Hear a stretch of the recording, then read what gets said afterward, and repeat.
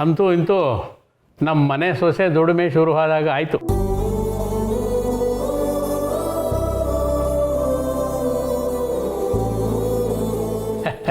ರೀ ಅವಳ ದುಡಿಮೆ ಏನು ಹೊಸದಲ್ಲ ರೀ. ಆ ರಾಜಾ ಹುಲಿ ಗಲ್ಲಿಲಿ ಅವಳದೊಂದು ಗ್ಯಾರೇಜ್ ಇತ್ತಲ್ಲ, ಚಿಕ್ಕ ವಯಸ್ಸಿಂದಾನೇ ಅವಳು ದುಡಿಮೆ ಶುರು ಮಾಡ್ಕೊಂಡಿದ್ದಾಳೆ. ಅದು ಸರಿನೇ, ಆದರೆ ಇದು ಸರ್ಕಾರಿ ಉದ್ಯೋಗ.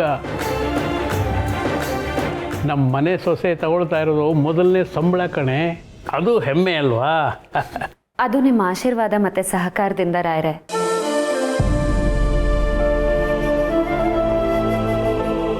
ನೀವು ನನ್ನನ್ನು ಮುಂದೆ ಓದಿಸ್ತಾ ಇದ್ದಿದ್ರೆ, ಧೈರ್ಯ ಮತ್ತು ಛಲ ತುಂಬದೇ ಇದ್ದಿದ್ರೆ ಇದು ಯಾವುದು ಸಾಧ್ಯ ಆಗ್ತಾನೇ ಇರಲಿಲ್ಲ.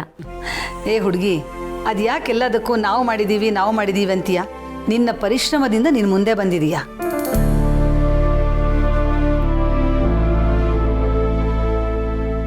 ಅಮ್ಮ, ನೀನು ಯಾಕೋ ಬರ್ತಾ ಬರ್ತಾ ಓವರಾಗಿ ಆಡ್ತಾ ಇದೆಯಾ ಬಿಡು.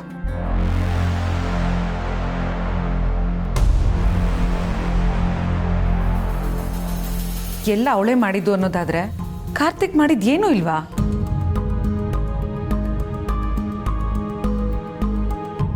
ಅವಳು ಇವತ್ತು ಏನೇ ಆಗಿದ್ರು ಅದು ಈ ಮನೆಯಿಂದ.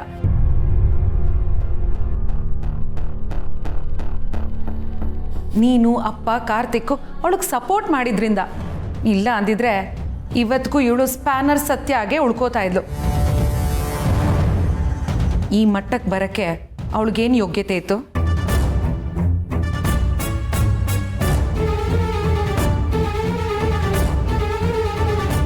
ಅಕ್ಕ, ಈ ಮನೆ ಸತ್ಯನ ಕೊಟ್ಟಿದ್ದು ಪ್ರೋತ್ಸಾಹ ಸಹಕಾರ ಅಷ್ಟೆ. ಅವಳ ಪರಿಶ್ರಮ, ಅವಳ ಶ್ರದ್ಧೆನೇ ಅವಳಿಗೆ ಈ ಯೋಗ್ಯತೆ ತಂದುಕೊಟ್ಟಿರೋದು.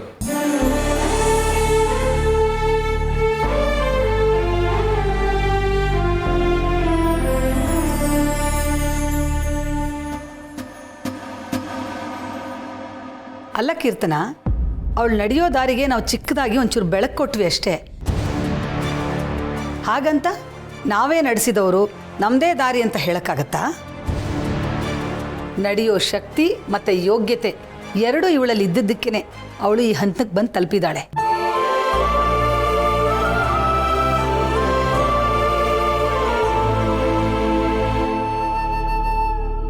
ಒಟ್ನಲ್ಲಿ ನಾನು ಏನು ಹೇಳಿದ್ರು ಅದ್ರಲ್ಲಿ ನಿಮಗೆ ತಪ್ಪೇ ಕಾಣುತ್ತಲ್ವಾ? ಅಕ್ಕ, ಹೋಗ್ಲಿ ಬಿಡು. ನಿನ್ನ ಹತ್ರ ಮಾತಾಡಿಕೊಂಡು ನಮ್ಮ ಮೂಡ್ನ ನಾವು ಅಪ್ಸೆಟ್ ಮಾಡ್ಕೊಳ್ಳೋಕೆ ನನಗೆ ಇಷ್ಟ ಇಲ್ಲ. ಅಪ್ಪ, ಇವಾಗ ಸತ್ಯನ ಸರ್ದಿ ಆಯಿತು, ಇವಾಗ ನನ್ನ ಸರ್ದಿ. ನನ್ನ ಕಡೆ ನಾನು ಎಲ್ರಿಗೂ ಒಂದು ಸರ್ಪ್ರೈಸ್ ಇದೆ.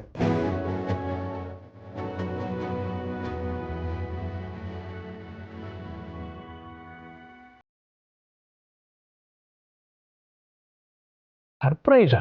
ಏನೋ ಅದು? ಡಾರ್ಲಿಂಗು, ಇವನು ಯಾವ ಸರ್ಪ್ರೈಸ್ ಬಗ್ಗೆ ಮಾತಾಡ್ತಿದ್ದಾನೆ? ವೆಯ್ಟ್ ಮಾಡು ಸುಹಾಸ್, ನಿನಗೆ ಎಲ್ಲ ಗೊತ್ತಾಗತ್ತೆ.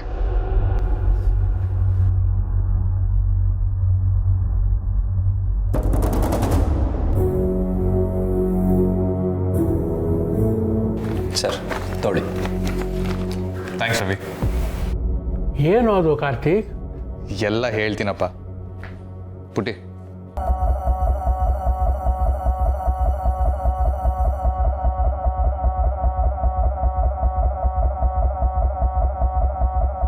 ಏನಮ್ಮ ಇದು? ಅಪ್ಪ, ಇದು ನನ್ನ ಇನ್ವೆಸ್ಟ್ಮೆಂಟಲ್ಲಿ ಬಂದಿರೋ ಮೊದಲನೇ ಲಾಭ. ಇದನ್ನ ನಿಮ್ಮ ಕೈ ಕೊಡಬೇಕು ಅಂತ ನನ್ನ ಆಸೆ ಆಗಿತ್ತು.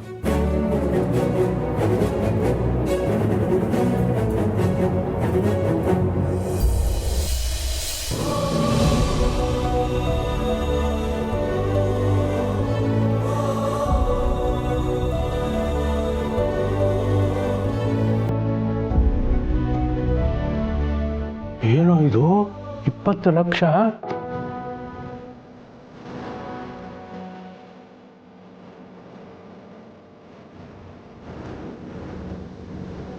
ನೀನು ಮಾಡಿರೋ ಇನ್ವೆಸ್ಟ್ಮೆಂಟಲ್ಲಿ ಇಷ್ಟೊಂದು ಲಾಭ ಬಂದಿದೆಯಾ? ನಂಬಕ್ಕೆ ಆಗ್ತಿಲ್ಲ ಕಾರ್ತಿಕ್, ತುಂಬ ಖುಷಿ ಆಗ್ತಿದೆ ಕಣ. ಕಂಗ್ರಾಟ್ಸ್ ಮಗನೇ. ಅಪ್ಪನೇ ಟಾಲ್ ಮರಕ್ಕೆ ಜೋತು ಬೀಳದೆ ನಿಂದೇ ಬಿಸ್ನೆಸ್ ಶುರು ಮಾಡಿ ಇಷ್ಟೊಂದು ಮುಂದುವರೆದಿದೆಯಾ. ನನಗೆ ತುಂಬ ಹೆಮ್ಮೆ ಅನಿಸ್ತಿದೆ.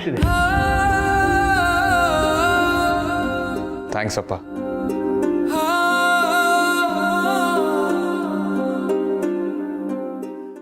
ಆದರೆ ಇದು ಯಾವುದರ ಇನ್ವೆಸ್ಟ್ಮೆಂಟು? ನಮ್ಗೆ ಯಾರಿಗೂ ನೀನು ಹೇಳಲೇ ಇಲ್ಲ. ಅಮ್ಮ, ಅದು ಹೋದ ವರ್ಷ ಒಂದು ಮೆಡಿಕಲ್ ಮ್ಯಾನುಫ್ಯಾಕ್ಚರಿಂಗ್ ಕಂಪ್ನಿಲಿ ಇನ್ವೆಸ್ಟ್ ಮಾಡಿದ್ದೆ. ಚಿಕ್ಕ ಕಂಪ್ನಿ ಅಲ್ವಾ, ಅದಕ್ಕೆ ಯಾರಿಗೂ ಹೇಳಿರಲಿಲ್ಲ. ಇವಾಗ ಅವರೇ ಡಿಸ್ಟ್ರಿಬ್ಯೂಷನ್ನ ನೀನೇ ಟೇಕ್ ಓವರ್ ಮಾಡು ಅಂದರು. ನಾನು ಸರಿ ಅಂತ ಒಪ್ಕೊಂಡೆ. ಮತ್ತೆ ಆಫೀಸು? ಅದನ್ನು ನಾನೇ ನೋಡ್ಕೋತೀನಪ್ಪ. ಅದು ಕೂಡ ನನ್ನ ಜವಾಬ್ದಾರಿನೇ ತಾನೆ. ನೀವೇ ಹೇಳ್ತಾ ಇರ್ತೀರಲ್ಲ, ಇನ್ವೆಸ್ಟ್ಮೆಂಟು ಬೇರೆ ಬೇರೆ ಕಡೆ ಇರಬೇಕು ಅಂತ. ಅದಕ್ಕೆ ನಾನು ಈ ಸ್ಟೆಪ್ ತಗೊಂಡೆ. ಒಳ್ಳೇದಾಯ್ತು ಕಣೋ. ಆಲ್ ದ ಬೆಸ್ಟ್ ಮಗನೇ. ಥ್ಯಾಂಕ್ ಯು ಪಾ.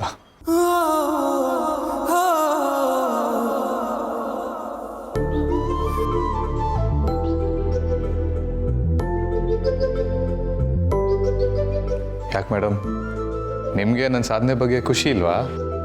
ಅಲ್ಲ ಅಮೂಲ್ ಬೇಬಿ, ಯಾವಾಗಲೂ ನನ್ನನ್ನು ಹಾಫ್ ಶರ್ಟ್ ಅಂತ ಹೇಳ್ತೀಯ ಅಲ್ವಾ? ನನ್ನಿಂದಾನೇ ಈ ವಿಷಯ ಮುಚ್ಚಿಡ್ಬೋದಾ?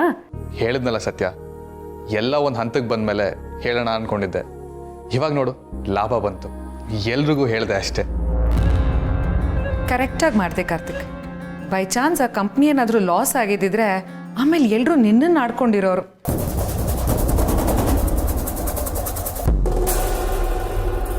ಅಕ್ಕ, ನಿನ್ನ ಮಗ ಮತ್ತು ಸೊಸೆ ಇಬ್ಬರೂ ಸೇರಿ ಲಕ್ಷ್ಮೀ ದೇವಿನ ಮನೆ ತುಂಬಿಸ್ಕೊಳ್ತಾ ಇದ್ದಾರೆ ನೋಡು.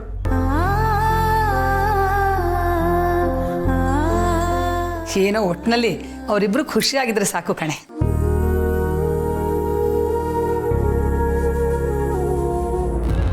Anyway, congratulations. ಥ್ಯಾಂಕ್ಸ್ ಅಕ್ಕ. ಇದು ಬರೀ ಕಂಗ್ರ್ಯಾಟ್ಸೋ ಇಲ್ಲ ಕುಂಕುಮಾತೋ? ಅಪ್ಪ, ಅವನು ನನ್ನ ತಮ್ಮ. ಅವನಿಗೆ ಒಳ್ಳೇದಾದರೆ ಅದರಿಂದ ನನಗೆ ಖುಷಿನೇ. ನಾನು ಯಾಕೆ ಕೊಂಕು ಮಾತಾಡಲಿ? ಸದ್ಯ ಕಾರ್ತಿಕ್ ನೀನು ಬಚಾವಾದೆ. ನಿನ್ನ ಹೆಂಡತಿಗೆ ಆಪ್ಷನ್ನೇ ಇಲ್ಲ.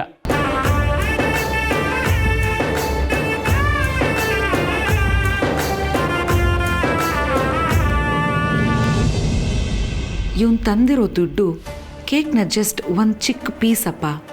ಇಡೀ ಕೇಕ್ ನನ್ನ ಪಾಲಲ್ಲಿದೆ. ಡಾರ್ಲಿಂಗು, ರಿಸ್ಕು ನಮ್ಮದು, ರಸ್ಕು ಅವನಿಗ.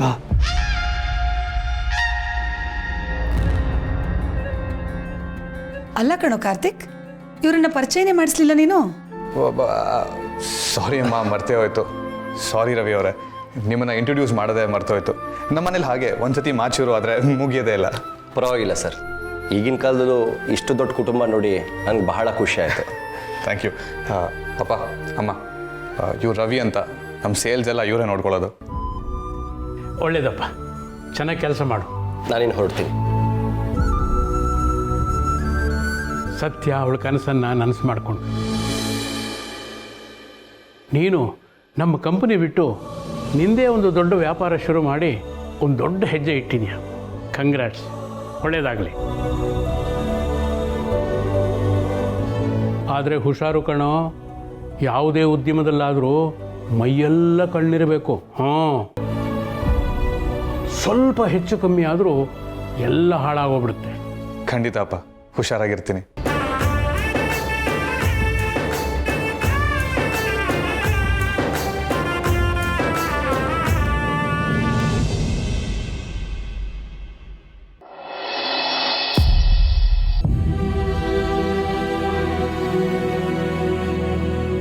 ನನಗೆ ಗೊತ್ತಿಲ್ದಿರೋ ಹಾಗೆ ಮತ್ತೆ ಮದ್ವೆ ಯೋಚನೆ ಮಾಡ್ದ್ಯೋ, ಒಬ್ಬೊಬ್ರು ಜೀವನನು ನರ್ಕ ಮಾಡ್ಬಿಡ್ತೀನಿ. ಇಷ್ಟು ದಿನ ನಾವೇನು ಸ್ವರ್ಗದಲ್ಲಿ ನೀನ್ ನರ್ಕನೇ ತಾನೇ ತೋರಿಸಿರೋದು ನಮ್ಗೆ. ನೋಡು ದಿವ್ಯಾ, ನಿನಗಿದು ಸಂಬಂಧ ಪಡೆದೇ ಇರೋ ವಿಚಾರ. ನೀನು ಸುಮ್ಮನಿದ್ರೆ ಒಳ್ಳೇದು. ಯಾಕಲ್ಲ ಇಷ್ಟೊಂದು ಕಟ್ಟುವಾಗಿ ನಡ್ಕೋತಾ ಇದ್ಯಾ? ಅವರೆಲ್ಲ ನಿನ್ನ ಹೆಂಡತಿಗೆ ಅಷ್ಟೆಲ್ಲ ಬೈತಿದ್ರು ಸುಮ್ಮನೆ ಇಡ್ತೀಯ. ಅದೇ ರುಕ್ಕು ಬಗ್ಗೆ ಏನಾದರೂ ಅಂದ್ರೆ ಪರ ವಹಿಸ್ಕೊಂಡು ಬಂದ್ಬಿಡ್ತೀಯ. ಅಷ್ಟೆಲ್ಲ ಸಾಲದು ಅಂತ ನೀನು ಚುಚ್ಚು ಮಾತಾಡ್ದೆ. ಇದೆಲ್ಲ ಹಾಳಾಗಿ ಹೋಗ್ಲಿ ಅಂದ್ರೆ ನಾನ್ ದ್ವೇಷ ಮಾಡೋ ಹಾಗೆ ನಡ್ಕೋತಾ ಇದೆಯಲ್ಲ, ಅದನ್ನ ನನ್ನಿಂದ ಸಹಿಸ್ಕೊಳಕ್ ಆಗ್ತಿಲ್ಲ.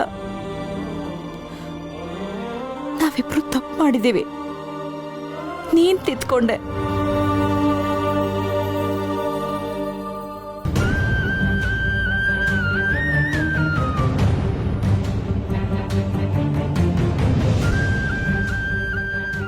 ತಿದ್ಕೊಂಡು ಸರಿ ಹೋಗಕ್ಕೆ ಒಂದು ಅವಕಾಶ ಕೊಡು. ನನ್ನ ಪ್ರೀತಿನ ಅರ್ಥ ಮಾಡ್ಕೊ. ಆದರೆ ಒಂದು ಮಾತಂತೂ ಸತ್ಯ, ಬರೀ ಈ ಜನ್ಮ ಅಲ್ಲ, 7 ಜನ್ಮಕ್ಕೂ ನಿನ್ನನ್ನು ಯಾರಿಗೂ ಬಿಟ್ಕೊಡಲ್ಲ ಬಾಲ.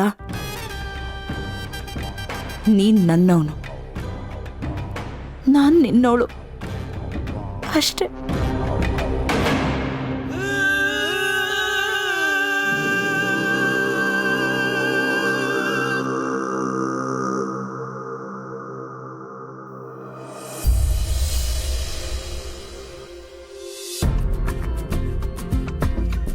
ಏನು ಮೇಡಮ್ ಖುಷಿಯಾಗಿದ್ದೀರಾ? ಸಂಬಳ ಬಂತು ಅಂತನಾ? ಅದು ಒಂದಕ್ಕೆ ಅಲ್ಲ ಅಮೂಲ್ ಬೇಬಿ, ಅದ್ರ ಜೊತೆಗೆ ಅತ್ತೆ ನನ್ನ ಸಂಬಳದ ಒಂದು ಭಾಗನ ತವ್ರ ಮನೆಗೆ ಕೊಡೋದಕ್ಕೆ ಒಪ್ಕೊಂಡ್ರಲ್ಲ, ಅದೇ ಖುಷಿ. ಅದು ನಾನು ಅಂದ್ಕೊಂಡಿದ್ದಕ್ಕಿಂತ ಜಾಸ್ತಿ. ಅಮ್ಮ ಹಾಗೇನೆ, ಎಲ್ಲ ವಿಷಯದಲ್ಲೂ ತುಂಬ ಧಾರಾಳ. ಪ್ರೀತಿ ಕೊಡೋದ್ರಲ್ಲೂ ಇಲ್ಲ ಅಂದಿದ್ರೆ ಅವ್ರ ಸೊಸೆ ಸಂಬಳನ ಅವಳು ತವ್ರ ಮನೆಗೆ ಕೊಡೋದಕ್ಕೂ ಯಾರು ಒಪ್ಕೋತಾರೆ ಹೇಳು? ಸತ್ಯ, ಫಸ್ಟ್ ಆಫ್ ಆಲ್ ಸೊಸೆ ಸಂಬಳದ ಮೇಲೆ ಗಂಡನ ಮನೆಯವ್ರಿಗೆ ಅಧಿಕಾರ ಇದೆ ಅಂತ ನಿನಗೆ ಯಾರು ಹೇಳಿದ್ರು?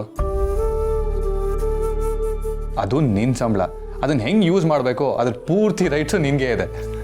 ಖಂಡಿತ ಇಲ್ಲ. ನಾನು ಆಚೆ ಹೋಗಿ ದುಡಿಬೇಕು ಅಂದರೆ ಮನೆಯವ್ರು ಎಲ್ಲರೂ ಸಪೋರ್ಟ್ ಬೇಕು. ಅವರೆಲ್ಲರೂ ಅಷ್ಟೊಂದು ಸಪೋರ್ಟ್ ಮಾಡಬೇಕಾದ್ರೆ ಇದು ನಂದು, ನಾನು ಒಬ್ಳಿದೆ ಅಂತ ನಾನು ಹೇಗೆ ಹೇಳೋದಕ್ಕೆ ಸಾಧ್ಯ? ಅದು ಅಲ್ಲದೆ ಒಂದು ಕೂಡು ಕುಟುಂಬದಲ್ಲಿ ನನ್ನ ದುಡ್ಡು ನಿನ್ನ ದುಡ್ಡು ಅನ್ನೋದೆಲ್ಲ ಇರಲ್ಲ, ಎಲ್ಲವೂ ಎಲ್ಲರದ್ದೇ. ಅಲ್ಲ ಸತ್ಯ, ನಮ್ಮಮ್ಮ ಏನೋ ದೊಡ್ಡತನದಲ್ಲಿ ನಿನಗೆ ಬಂದಿರೋ ಸಂಬಳದಲ್ಲಿ ಸ್ವಲ್ಪ ಸಂಬಳನ ನಿನ್ನ ತವ್ರ ಮನೆಗೆ ಕೊಡು ಅಂತ ಅಂದರು. ಅದನ್ನು ನೀನು ಒಪ್ಕೊಂಡ್ಬಿಡದ? ನಿನ್ನ ತವ್ರ ಮನೆಯವ್ರ ಹತ್ರ ದುಡ್ಡಿಲ್ಲ, ಅವರು ಬಡವರು, ಹಾಗಂತ ಮಗಳ ದುಡ್ಡು ತಿನ್ನಕ್ಕೆ ಅವ್ರಿಗೆ ಸರಿ ಹೋಗುತ್ತಾ? ಆದರೆ ಅವರಾದರೂ ನಿನ್ನ ಸಂಬಳನ ಇಸ್ಕೊಳ್ಳೋದಕ್ಕೆ ಹೇಗೆ ಮನ್ಸು ಮಾಡ್ತಾರೋ? ಸ್ವಾಭಿಮಾನ ಇರೋರು ಇಸ್ಕೊಳ್ಳಲ್ಲ ಬಿಡು ನಲ್ಲಿನೋ. ನಿಜ, ಇದು ಖುಷಿ ಪಡೋ ವಿಷಯ.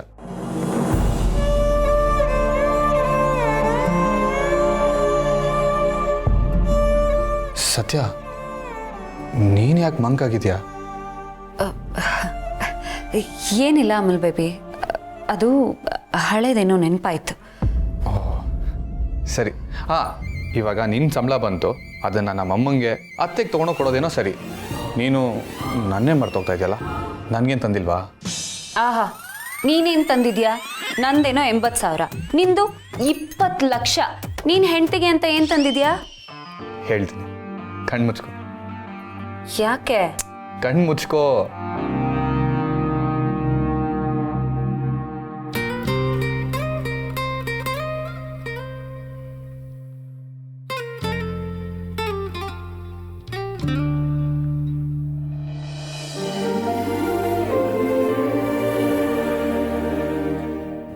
ಏನು ಅಮೂಲ್ ಬೇಬಿ?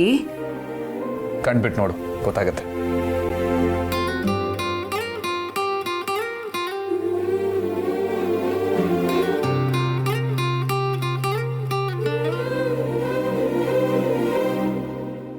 ಬಂಗಾರದ ಸರನ?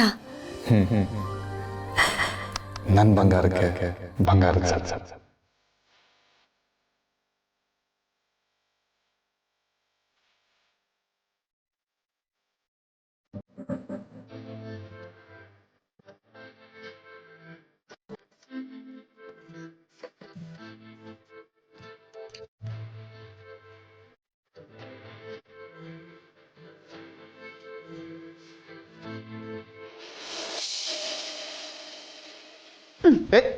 ನನ್ನೇ ತಳ್ತ್ಯಾ? ಮಾಡ್ತೀನಿ ನಿನಗೆ. ಸತ್ಯ, ಸತ್ಯ ಸತ್ಯ.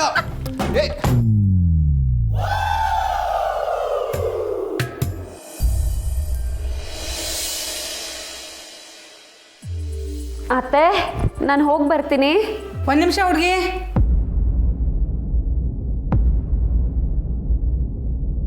ತಗೋ.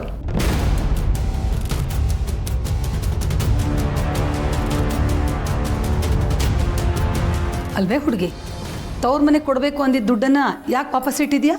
ಅದು ಹಾಗಲ್ಲ ಅತ್ತೆ. ನಿನ್ನೆ ಕೀರ್ತನ ಹಾಗೆ ಮಾತಾಡಿದ್ಲು ಅಂತ ದುಡ್ಡನ್ನು ವಾಪಸ್ ಇಟ್ಟಿದ್ಯಾ? ಅವಳು ಯಾವ ಸೀಮೆ ದೊಣ್ಣೆ ನಾಯ್ಕಿ ಅಂತ ಅವಳ ಮಾತಿಗೆ ಸೊಪ್ಪು ಹಾಕಬೇಕು ನೀನು?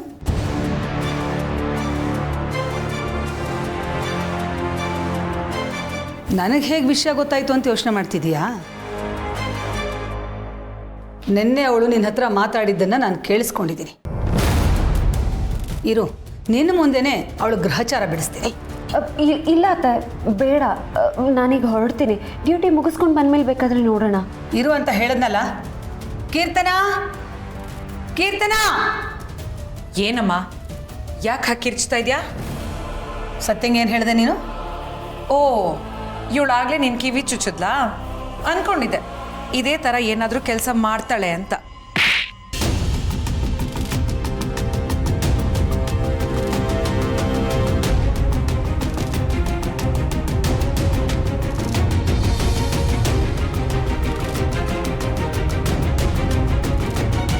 ಸುಮ್ಮನೆ ಬಿಟ್ಟಷ್ಟು ನಿನ್ನ ನಾಲ್ಗೆ ಉದ್ದ ಆಗ್ತಾನೆ ಇದೆ ಕೀರ್ತನ. ನಿನ್ನೆ ಸತ್ಯನ ಹತ್ರ ಏನು ಕೇಳಿದೆ? ಅವ್ರ ತವ್ರ ಮನೆಯವರು ಏನು ಮಾಡಿದ್ದಾರೆ ಅಂತ ಅವ್ರಿಗೆ ದುಡ್ಡು ಕೊಡಬೇಕು ಅಂತ ಕೇಳಿದೆ ಅಲ್ವಾ? What's wrong in that? ನಾನು ಏನಾದರೂ ತಪ್ಪಾಗಿ ಕೇಳಿದ್ನಾ? ಚೆನ್ನೈಗೆ ಬಿದ್ದ ಮೇಲೂ ಈ ಪ್ರಶ್ನೆ ಕೇಳ್ತೀಯಲ್ಲ, ಎಷ್ಟು ಕೊಬ್ಬಿರಬೇಡ ನಿನಗೆ. ನೋಡು ಕೀರ್ತನ, ಅವಳ ಮೇಲೆ ಬರೀ ನಮ್ಮ ಹಕ್ಕಷ್ಟೇ ಅಲ್ಲ, ಅವ್ರ ತವ್ರ ಮನೆಯವ್ರ ಹಕ್ಕು ಇದೆ. ಮೊದಲು ಅವಳು ಆ ಮನೆ ಮಗಳು, ಆಮೇಲೆ ನಮ್ಮ ಮನೆ ಸೊಸೆ. ಅವರು ಇವಳನ್ನು ಸತ್ಯ ಆಗಿ ರೂಪಿಸಿ ಒಳ್ಳೆ ವ್ಯಕ್ತಿತ್ವ ಸಂಸ್ಕಾರ ಕೊಟ್ಟು ಬೆಳೆಸಿದ್ದಾರೆ. ಇಂಥ ಹುಡುಗಿನ ನಮ್ಮನೆಗೆ ಸೊಸೆಯಾಗಿ ಧಾರೆ ಎರೆದಿದ್ದಾರೆ ಕಣೆ. ಇವಳು ಇಷ್ಟೊಂದು ಗಟ್ಟಿಗಿತ್ತಿ ಅನ್ನೋದಕ್ಕೆ ಕಾರಣನೇ ಅವಳು ಮತ್ತೆ ಅವ್ರ ಮನೆಯವರು. ಇದನ್ನ ನೀನು ದುಡ್ಡಿಂದ ಅಳಿಯಕ್ಕಾಗತ್ತಾ? ಆದರೆ ಇವಳಿಗೆ ಎಜುಕೇಶನ್ ಕೊಟ್ಟಿದ್ದು, ಹೈಯರ್ ಸ್ಟಡೀಸ್ ಮಾಡೋದಕ್ಕೆ ಅವಕಾಶ ಮಾಡಿಕೊಟ್ಟಿದ್ದು ನಾವು ತಾನೇ. ಅದಕ್ಕೆ ಅವಳಿಗೆ ಯೋಗ್ಯತೆ ಇತ್ತು, ಓದಿಸೋ ಭಾಗ್ಯ ನಮಗಿತ್ತು. ಅದಕ್ಕೆ ಇವಳು ಕಷ್ಟಪಟ್ಟು ಓದದೆ ಹೋಗಿದ್ರೆ ನಾವು ಹೊಳೆಯಷ್ಟು ಹಣ ಸುರಿಸಿದ್ರೂ ಏನು ಪ್ರಯೋಜನ ಆಗ್ತಿರ್ಲಿಲ್ಲ. ಈಗ ಉದಾಹರಣೆಗೆ ನೀನೇ ಇಲ್ವಾ ನನ್ನ ಕಣ್ಮುಂದೆ? ಅಮ್ಮ ಪ್ಲೀಸ್, ನೀನು ಇವಳ ಜೊತೆ ನನ್ನನ್ನು ಕಂಪೇರ್ ಮಾಡಬೇಡ. ಅದು ಸರಿ ಅನ್ನು, ಇವಳ ಜೊತೆ ನಿನ್ನ ಕಂಪ್ಯಾರಿಸನ್ ಸಾಧ್ಯನೇ ಇಲ್ಲ ಬಿಡು. ನಿನ್ನನ್ನೇ ನೋಡು, ನಿನಗೆ ಒಳ್ಳೆ ಸ್ಕೂಲಿಗೆ ಸೇರಿಸಿದ್ವಿ, ಕಾಲೇಜಿಗೆ ಸೇರಿಸಿದ್ವಿ, ಇನ್ನೇನಪ್ಪ ಒಳ್ಳೆ ಹುಡುಗನ ನೋಡಿ ಮದುವೆ ಮಾಡಬೇಕು ಅನ್ನೋಷ್ಟೊತ್ತಿಗೆ ಯಾವನ್ನ ಕಟ್ಕೊಂಡು ನಮ್ಮ ಮನೇಲಿ ಬಂದು ಸೆಟ್ಲ್ ಆಗಿದೆಯಾ. ನೀನು ನಿನ್ನ ಗಂಡನ ಮನೆಗೆ ಹೋಗೋ ಇರಾದೇನೆ ಇಲ್ಲ ಬಿಡು ನಿನಗೆ. ನಿನ್ನಿಂದಾಗಿ ನೆಂಟ್ರಿಸ್ಟ್ ಹತ್ರ ನಾವೆಲ್ಲ ಎಷ್ಟೆಲ್ಲ ಅನ್ಸ್ಕೊಂಡಿದ್ದೀವಿ ಅಂತ ನಮಗೆ ಗೊತ್ತು. ಸಾಲದು ಅಂತ ಮನೇಲಿ ಒಂದಲ್ಲ ಒಂದು ರಗಳೆ ಮಾಡ್ತಾನೆ ಇರ್ತೀಯ. ಅಮ್ಮ, ಯು ಆರ್ ಇನ್ಸಲ್ಟಿಂಗ್ ಮೀ. ನೀ ನನಗೆ ಅವಮಾನ ಮಾಡ್ತಿದ್ಯಾ?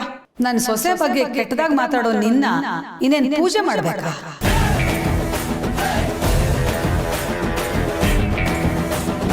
ಇದೇ ಕೊನೆ.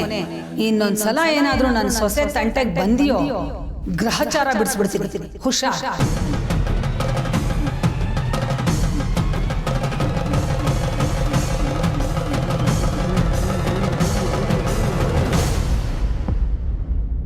ಸತ್ಯ, ತಗೋಯ್ತಾನೆ. ಅವಳನ್ನು, ಅವಳ ಮಾತನ್ನು ಗಂಭೀರವಾಗಿ ತಗೋಬೇಡ. ನಾಯಿ ಬಗಳಿದ್ರೆ ದೇವಲೋಕ ಹಾಳಾಗತ್ತಾ? ಸ್ಟೇಷನ್ ಹೋಗೋದಕ್ಕೆ ಮುಂಚೆ ಮನೆಗೆ ಹೋಗಿ ಅಮ್ಮಂಗೆ ಇದನ್ನು ಕೊಟ್ಟು ಅಮ್ಮನ ಹತ್ರ, ಗಿರಿಜಮ್ಮನ ಹತ್ರ ಆಶೀರ್ವಾದ ತಗೊಂಡು ಹೋಗು.